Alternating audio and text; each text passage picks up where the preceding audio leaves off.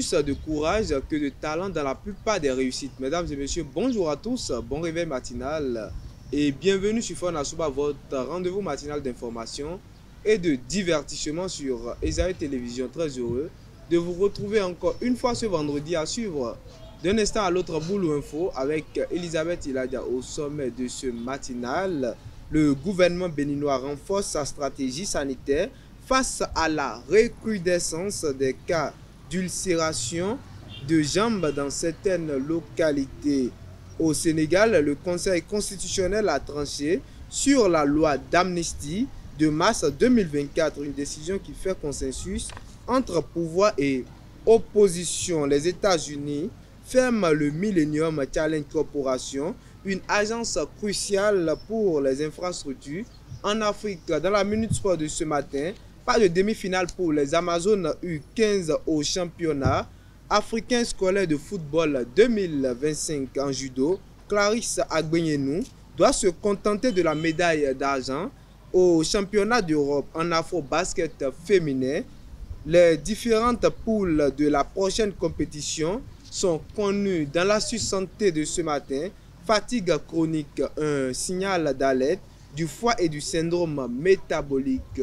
Après Boulou Info, la Minute Sport et l'astuce santé, on va poursuivre avec l'artiste du jour. Pour ce matin, l'artiste du jour, l'artiste qui sera à l'honneur ce matin est Moufaza, artiste chanteur. Et pour boucler avec Fona Souba de ce vendredi, je vous invite à suivre, parlons-en avec nos différents intervenants. On démarre sans plus tarder avec Boulou Info et la Minute Sport.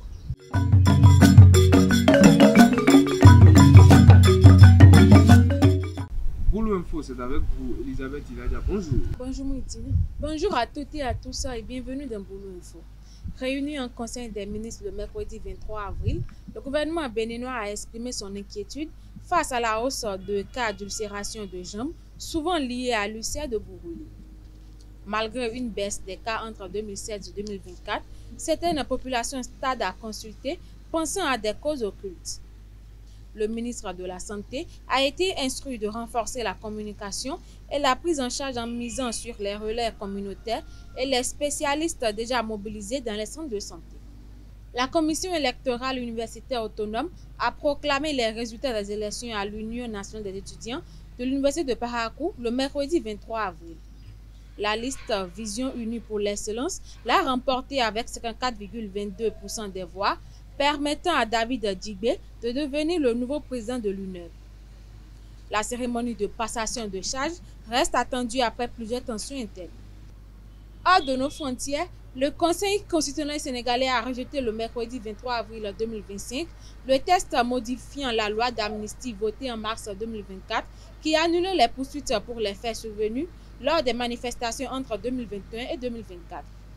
Cette décision satisfait à la fois le pouvoir, qui voit la confirmation du caractère imprescriptible de certains crimes, et l'opposition dont les arguments contre la loi interprétative ont été validés. Désormais, les victimes de crimes graves durant cette période peuvent porter plainte pour obtenir justice. Le mercredi 23 avril 2025, l'administration Trump a annoncé la fermeture du Millennium Challenge Corporation, MCC, une agence américaine ayant investi 17 milliards de dollars en Afrique depuis 2004. Le Sénégal dispose désormais de 3 mois pour sécuriser les projets en cours qui risquent de rester inachevés. Moins doté que l'UICED, également démantelé, le MCC représentait un levier stratégique d'aide et d'influence sur le continent. C'est tout pour Boulou Info de ce matin. Merci de nous avoir suivis. Merci à vous, Elisabeth Iladia, pour l'actualité matinale. Chers internautes, la Minute Sport, c'est avec Elvic Obuto.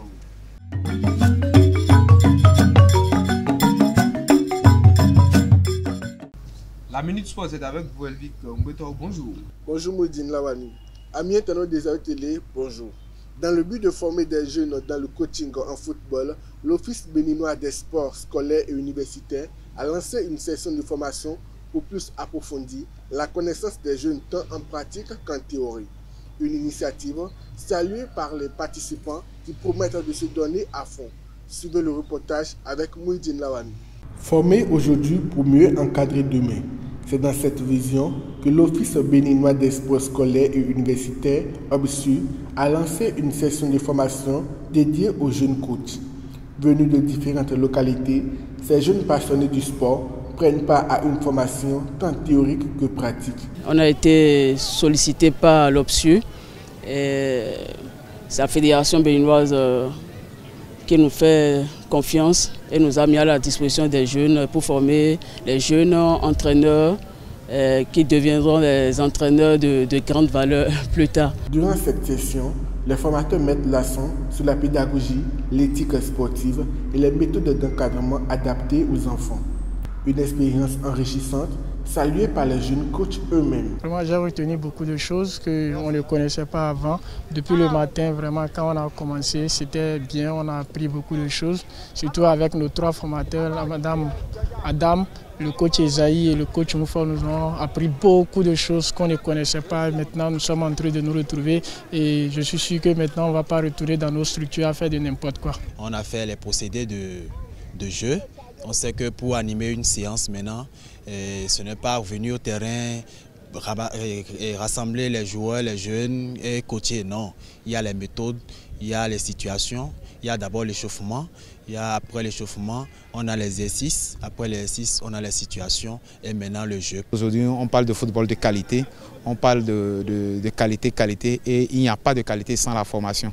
Donc cette formation est en train de venir pour nous aider non seulement nous-mêmes à être de qualité, mais aussi à donner de la qualité en matière de joueurs qui sont d'abord la relève et qui feront du Bénin, le Bénin relevé. Pour l'OPSU, cette formation marque un pas de plus vers un sport mieux structuré, plus inclusif et professionnel. Toujours au micro de Mouhidine Lawani, suivez les précisions données par la formatrice Adam Adikatou sur cette formation.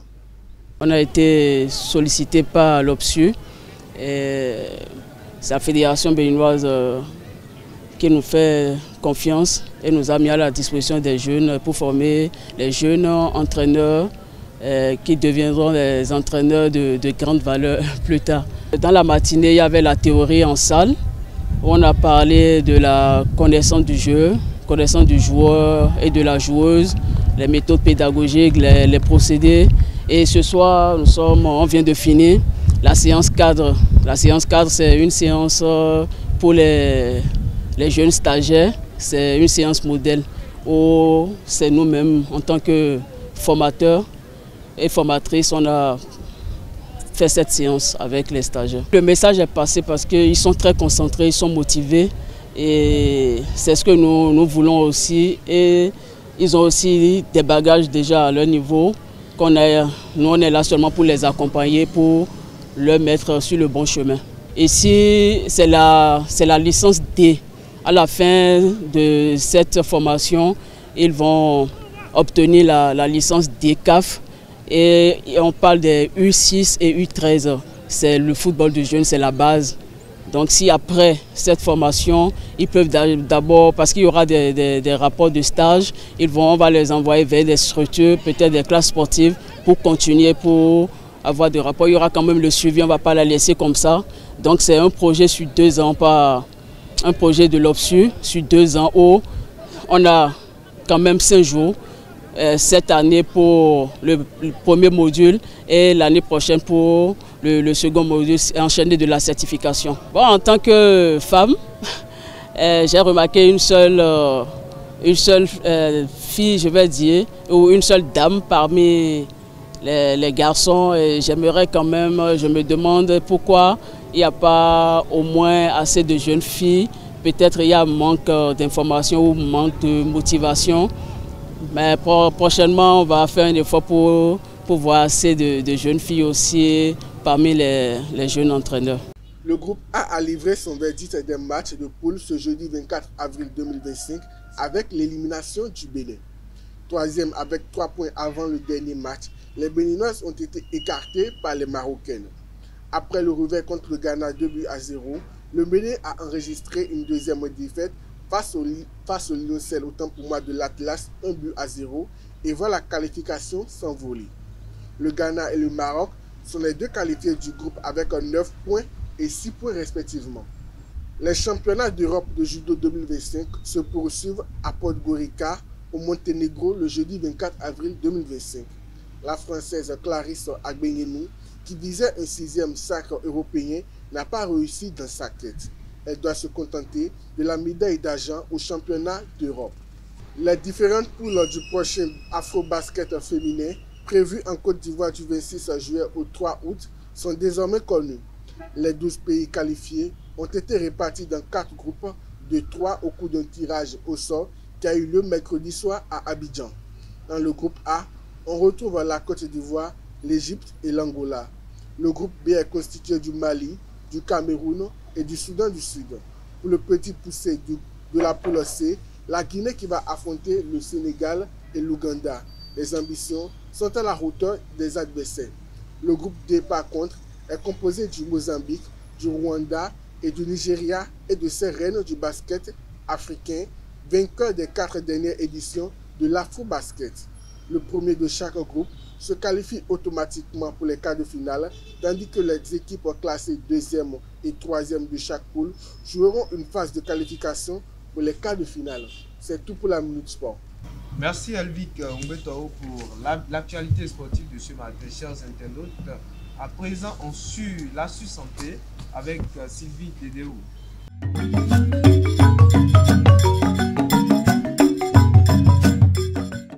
L'astuce santé, c'est avec vous, Sylvie Dédéou. Bonjour. Moïse Lawani, bonjour. Amis internautes de Zahel Télévision, bonjour. La fatigue chronique peut être bien plus qu'un simple épuisement passager. Elle peut révéler un syndrome métabolique, un ensemble de troubles physiologiques graves qui surchargent le foie et compromettent le bon fonctionnement de l'organisme. Qu'est-ce que le syndrome métabolique? C'est un trouble qui regroupe au moins 3 des 5 anomalies suivantes. Obésité abdominale, glycémie élevée à jeun, hypertension artérielle, taux de triglycérides trop élevé, faible taux de bon cholestérol HDL. Ce syndrome repose principalement sur l'insulinorésistance qui favorise le stockage des graisses et déséquilibre le métabolisme. Pourquoi le foie est-il affecté? Le foie, organe clé du métabolisme, est surmené par l'excès de sucre et de graisse dans le sang. Cette surcharge mène à une stéatose hépatique, foie gras, une inflammation chronique et une baisse de la production d'énergie. Résultat, une fatigue persistante et invalide. Comment reconnaître cette fatigue? Elle est constante et non soulagée par le repos, accompagnée de lourdeur, troubles digestifs, baisse de concentration, aggravée par le stress et le manque de sommeil. Que faire dans ce cas? Le syndrome métabolique est irréversible. Autant pour moi. Il faut adopter une alimentation saine et équilibrée. Bouger régulièrement, réduire le stress, faire un bilan médical pour un suivi personnalisé. Conclusion, une fatigue qui dure n'est pas banalisée. Elle peut être le reflet d'un foie à bout de souffle et d'un syndrome métabolique en développement. Agir rapidement permet de préserver sa santé globale. C'est tout pour l'astuce santé de ce matin. Prenez soin de vous et à la prochaine. Merci Sylvie pour l'astuce santé. Chers internautes, Elvic Ombetao à nouveau pour l'artiste du jeu.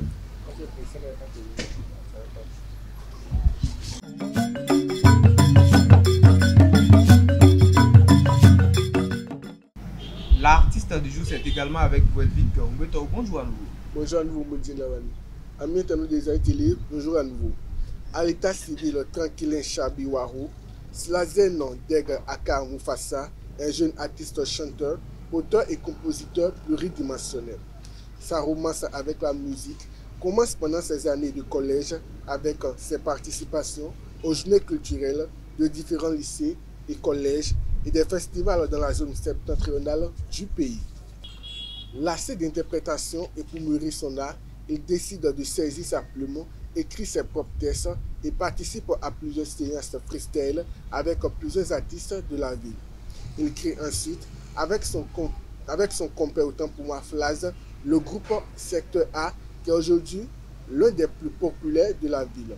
Ensemble, ils sortent des bangers et sont à l'affiche de presque toutes les scènes majeures de la ville de Parakou et environ.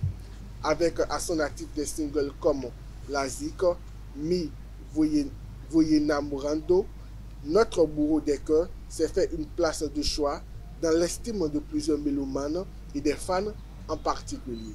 C'est tout pour l'artiste du jour. Merci à vous, Elvic Ongwetoro, pour l'artiste du jour. Chers internautes, à présent, parlons-en avec nos différents intervenants.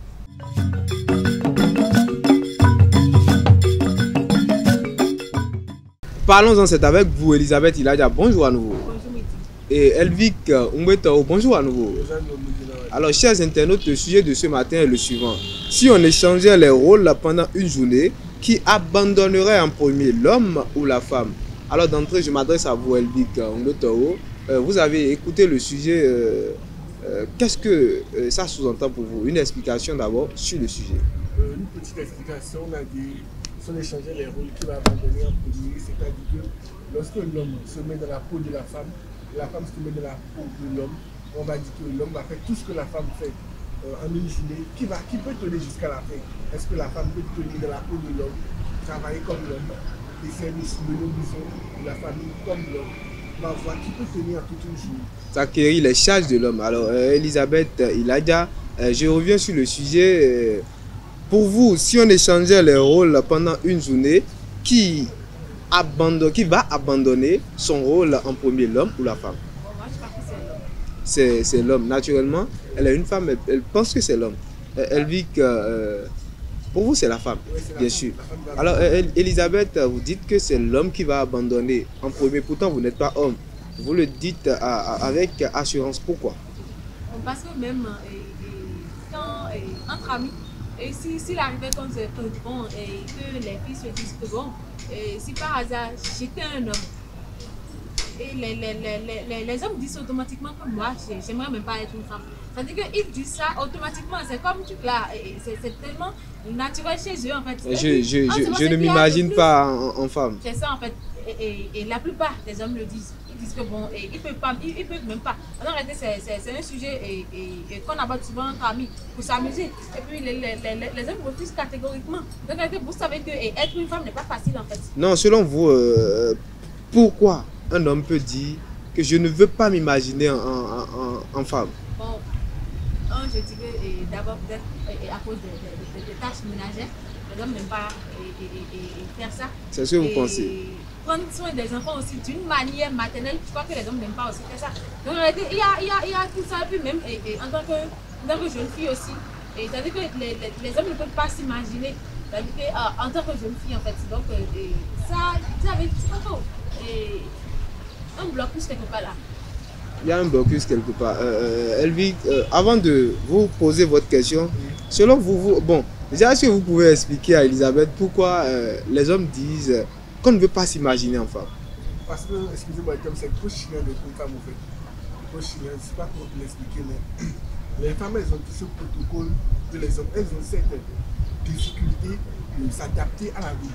Ce que les hommes n'ont pas. Nous, on a une facilité à nous adapter à la vie, à nous ouvrir à la vie, à nous donner aux opportunités. C'est plaisant. Vous voyez, lorsque l'homme entre dans la douche, l'homme peut faire 5 minutes. 5 minutes, 10 minutes, tout ça. Et la femme a fait 2 heures banalement.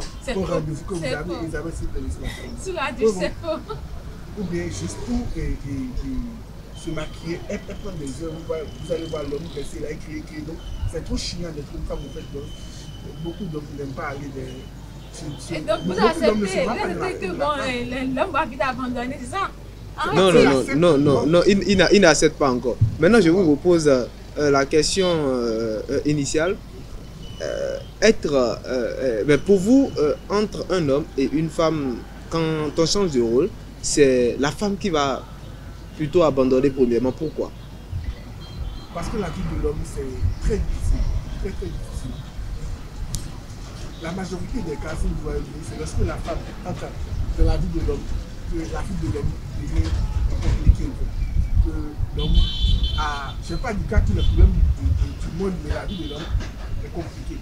Mais la femme de son côté, elle l'a juste pour, comment dire, profiter de l'homme, en quelque sorte, pour profiter de l'homme. Pour elle, sa vie est assez plus facile. Donc, si on va mettre la femme dans la peau de l'homme, ça va être compliqué pour elle parce que je vais donner le papier. Vous savez pourquoi très souvent dans les couples, l'homme meurt avant la femme? Parce que c'est pas tout, l'homme meurt très souvent avant la femme. Parce que l'homme, c'est lui là toutes les charges de la maison, c'est lui fait tout. C'est lui seul, le matin, revient du soir. c'est lui se tape tout ce qu'il y a comme boulot, c'est lui fait que la famille avance. Mais la famille ne fait pas de son côté, toujours à la maison, pour dire juste préparer, juste les tâches ménagères. À la maison? S'il vous plaît. Juste les tâches ménagères, juste s'asseoir, regarder la télé. Imaginez quelqu'un qui se repose presque tout le temps. Et presque tout le temps à la maison, il s'occupe juste de la maison. Et quelqu'un qui sort, qui revient, qui risque. Il va mourir vite. Il va mourir vite naturellement. Je ne vois pas la femme, la coupe de l'homme. Je ne suis peut-être pas d'accord avec Elvic, Elisabeth, désolé, je ne suis peut-être pas d'accord avec Elvic parce qu'il dit que la femme reste à la maison. C'est pas non. Vous n'aviez même pas utilisé le mot tout le temps. Vous dites que l'homme, lui, il va chercher de l'argent, mais la femme reste à la maison. Ça, c'est vos propos. Elisabeth, il a dit, vous imaginez en tant qu'homme, comme il a dit, les tâches sont plus difficiles. Quand il s'agit d'un homme, tout le monde compte sur lui. Vous pensez que personne ne compte sur une femme? Non. Quand c'est un homme, tout le monde dit on compte sur toi. On compte sur toi. Déjà, dans la famille, on compte sur toi. La famille de ta femme compte sur toi. Ta femme compte sur toi. Tes enfants comptent sur toi. L'entourage compte sur toi. Tout le monde compte sur toi. C'est ce que vous avez dit. Non, arrêtez. Ça m'étonne en fait. Donc vous pensez que personne ne compte sur une femme? Je ne dis pas qu'on ne compte pas sur une femme.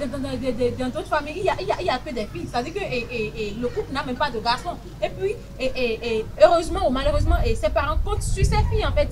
Et puis la famille aussi compte sur ses filles. Donc en réalité, je ne crois pas. Il n'y a même pas de truc là. Il n'y a même pas de. Je ne sais pas. Votre truc là. Votre ego, c'est-à-dire que vous avez tellement. Ok. Être un homme, c'est tellement. Ok. Vous avez dit la famille où il y a que des filles. La famille compte sur les filles aussi. La famille compte sur les filles. Exactement. Les parents comptent sur les filles, mais pas sa belle famille. Pas sa belle famille. En réalité, je crois même que même la belle famille compte sur la fille. Parce qu'en réalité, si la fille travaille maintenant et que peut-être c'est après le mariage que la fille a envie de prendre un véhicule. S'achète un véhicule et puis même la belle famille va penser que c'est l'argent du mari, alors que peut-être même que le mari ne gagne même pas assez et puis c'est peut-être même que la femme qui paie peut-être les factures. Donc en réalité je crois qu'il n'y a pas vraiment quelque chose à s'en orgueillir que quand on est un homme en fait on est vraiment égaux.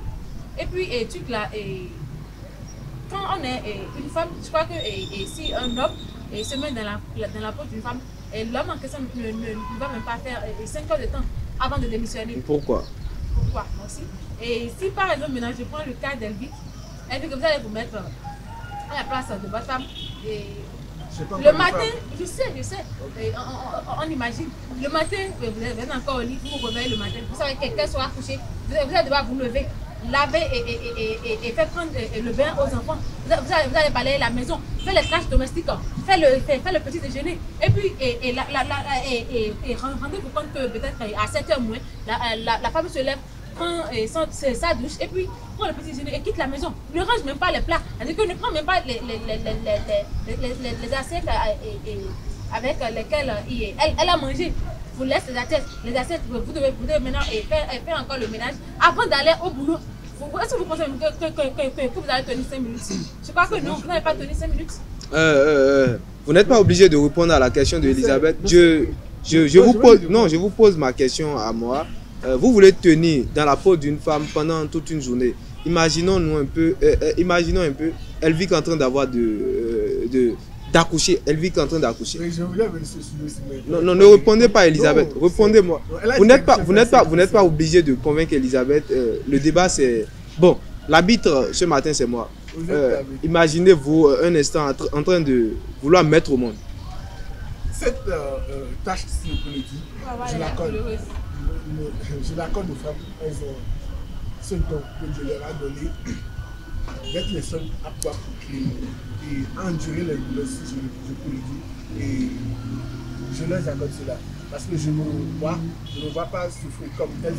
Ça veut dire, on est tous d'accord que sur ce point, vous allez abandonner. Je n'ai pas dit, s'il vous plaît, je n'ai pas dit que je vais abandonner. Il ne faut pas contourner la question. Allez-y directement. Comme elles le disent qu'elles souffrent, que c'est très douloureux, l'accouchement et tout ça là, c'est vrai que Aucun homme n'a déjà essayé pour dire. Elvic, la réponse, c'est la réponse je veux. Le temps est en train d'être écoulé. Aucun homme n'a encore essayé pour savoir si c'est difficile ou pas. Si les hommes essayaient, on pouvait dire que oui, c'est vraiment difficile ou c'est pas difficile. Elvic, imaginez-vous en train de le faire. En tant qu'homme, je peux dire que oui, on peut le faire, c'est pas quelque chose. Elvic, vous pouvez le faire. Vous pouvez le faire. Ah, D'accord, c'est sa réponse à lui. Alors, Elisabeth, vous voulez vous imaginer ce matin en tant que femme. Imaginez, en tant qu'homme, imaginez-vous, une fois, vous êtes déjà imaginé en train de tuer une souris dans la maison. De quoi? Tuer une souris, par exemple. Mais oui, je peux tuer. Je peux tuer une souris. C'est pas, j'ai l'impression que des deux côtés, vous ne dites pas la vérité. On parle là d'une souris, mais si, je peux tuer une souris. Vous pouvez tuer une souris. Mais même les a. Vous me permettez maintenant de répondre à la question. Ok, allez-y. Non, elle dit Elle disait tout à l'heure que dans la peau de la femme, j'étais obligé de me lever et faire les tâches domestiques, de faire tout préparer avant d'aller au boulot. Mais les tâches sont plus faciles si on peut dire. Parce que déjà. Les tâches sont plus faciles. Oui, parce que étant déjà célibataire, parce que lorsque j'étais avec ma tante, mais je le faisais. Je me levais le matin. Ce n'est pas la même chose. C'est pas la même chose. Vous vous levez seul. Peut-être même que votre chambre est bien rangée. Et puis, vous n'avez pas vraiment. Il y a même plus le.